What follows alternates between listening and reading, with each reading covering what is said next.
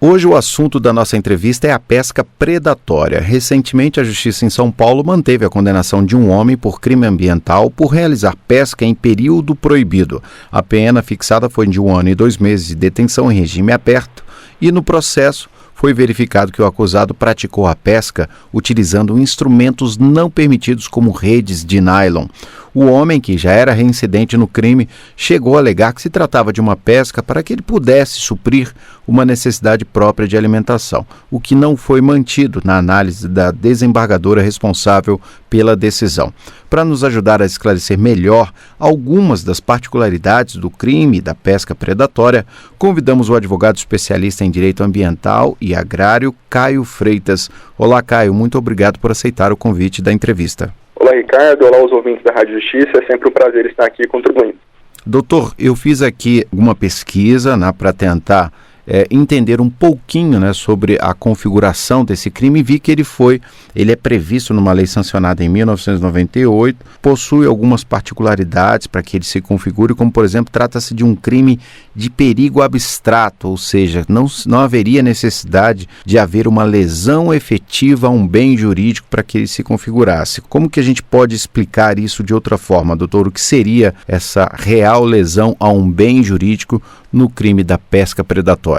Bom, a questão do crime ser de perigo abstrato, como você muito bem colocou, não exige que haja uma consumação no plano fático. Então vamos fazer uma comparação breve. O crime de homicídio previsto no Código Penal, ele prevê que é crime matar alguém. Então se exige que tenha uma atitude de matar alguém e efetivamente no plano dos fatos a morte. Já nesse crime aqui, não se exige, por exemplo, como o crime penaliza a conduta da pesca predatória, não se exige que o agente efetivamente capture o peixe, mas que ele simplesmente seja flagrado fazendo a pesca em um período proibido pela lei ou utilizando apetrechos que não são permitidos. As circunstâncias que estão ali contidas nessa configuração período e instrumentos que podem ser utilizados.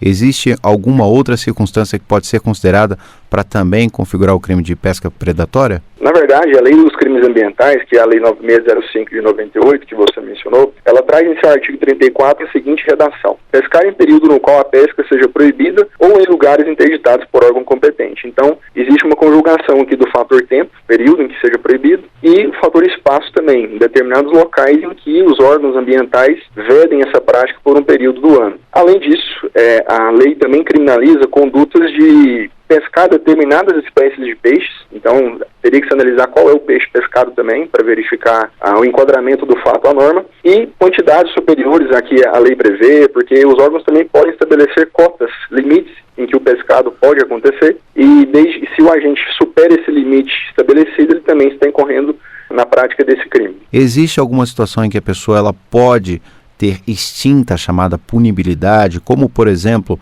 no caso dessa pessoa que eu citei no exemplo inicial, que chegou a argumentar que se tratava de uma pesca feita para a sua autossubsistência, ou seja, para que ele pudesse se alimentar. Essa é uma situação que, em outras situações, pode caracterizar a chamada extinção da punibilidade? Sim, o Código Penal ele prevê algumas situações em que o crime deixa de ser crime.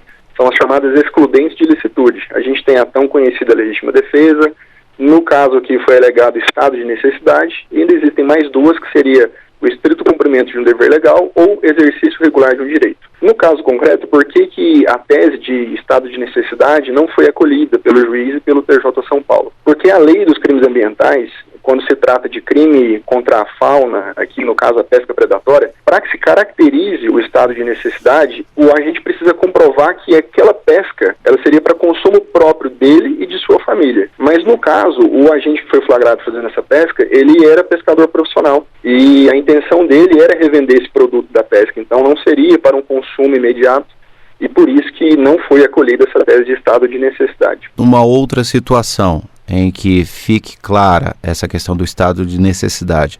A pessoa pode até ser presa, ela pode até ser denunciada, mas o juiz tem essa prerrogativa de retirar essa acusação. Como é que funciona? Exatamente. O fato de pescar em período proibido, ele analisado friamente, ele configura crime, um fato típico. Mas se ele é praticado nessas circunstâncias, ele deixa de ser crime. E aí o agente não é penalizado de forma alguma pelo Poder Judiciário. Em que situações a pesca ela é permitida, né, para que a pessoa que estiver nos escutando, né, possa entender quais são as situações em que ele pode sim ir à margem de um rio, a alguma determinada região e estar tranquilo de realizar a sua pesca sem estar incorrendo a nenhum tipo de delito? A gente vai fazer uma análise inversa. Na verdade, a proibição da pesca ela é exceção. Então a permissão ela é a regra. Ocorre que em determinados momentos do ano existe um fenômeno da natureza que chama piracema, que é quando os peixes eles navegam contra a correnteza, subindo o rio, para encontrar um lugar adequado para a sua reprodução. Nesse período, a pesca é proibida, para não interromper esse fluxo da natureza e permitir que os peixes possam se reproduzir com segurança e tranquilidade. Esse período ele geralmente acontece de outubro, novembro até fevereiro do ano seguinte. Então, nesse período especificamente, a pesca não pode ocorrer. Fora desse período, ela pode acontecer naturalmente, exceto se vier alguma determinação do IBAMA ou de algum outro órgão do meio ambiente estabelecendo regras específicas.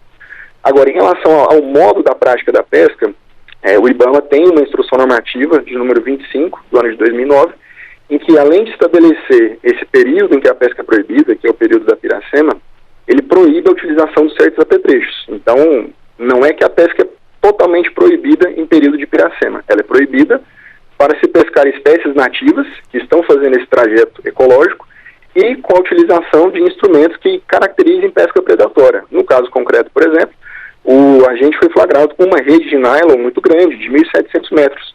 E isso foi levado em consideração para se configurar essa pesca predatória. Então, respondendo de forma objetiva, a regra é que se pode pescar, mas o pescador tem que ficar atento aos períodos em que há essa proibição e quais instrumentos ele pode utilizar para fazer essa prática de acordo com a lei. Se pudéssemos dar aqui alguma dica para aquela pessoa que realmente não tem muita afinidade com esse assunto, mas tem interesse em realizar a pesca, seja por qualquer que seja a finalidade legal, obviamente, qual dica que o senhor daria? Buscar informações em que órgãos a pessoa pode procurar o IBAMA estadual? O que fazer nessa hora? Exatamente. A melhor fonte de informação nessa hora é o próprio órgão ambiental. Ele pode se informar pelo IBAMA, através dos telefones, por e-mail, ou, a depender do caso, se o rio for estadual, através do órgão estadual de meio ambiente, ou ainda consultar um advogado que atue na área ambiental, para que possa lhe dar orientação específica e evitar problemas com a lei. Conversamos com o advogado especialista em direito ambiental e agrário, Caio Freitas, para falar sobre algumas das particularidades do crime da pesca predatória. Caio, muito obrigado por aceitar o convite da entrevista. Eu agradeço o convite, estou sempre à disposição da Rádio Justiça.